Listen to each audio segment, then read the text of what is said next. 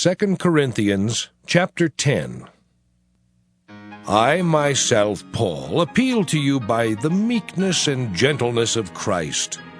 I, who am humble when face to face with you, but bold toward you when I am away, I ask that when I am present, I need not show boldness by daring to oppose those who think we are acting according to human standards.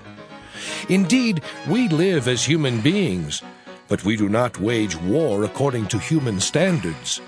For the weapons of our warfare are not merely human, but they have divine power to destroy strongholds.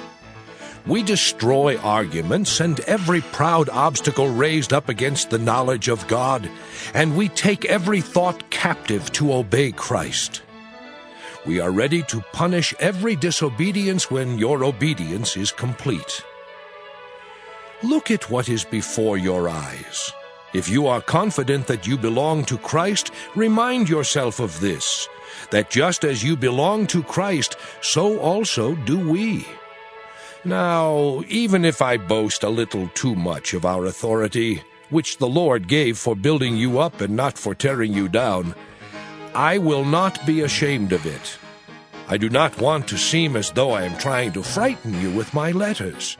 For they say, his letters are weighty and strong, but his bodily presence is weak and his speech contemptible. Let such people understand that what we say by letter when absent, we will also do when present. We do not dare to classify or compare ourselves with some of those who commend themselves. But when they measure themselves by one another and compare themselves with one another, they do not show good sense. We, however, will not boast beyond limits, but will keep within the field that God has assigned to us, to reach out even as far as you. For we were not overstepping our limits when we reached you.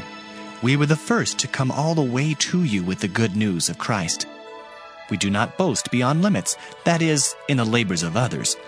But our hope is that, as your faith increases, our sphere of action among you may be greatly enlarged, so that we may proclaim the good news in lands beyond you, without boasting of work already done in someone else's sphere of action.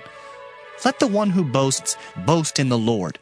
For it is not those who commend themselves that are approved, but those whom the Lord commends.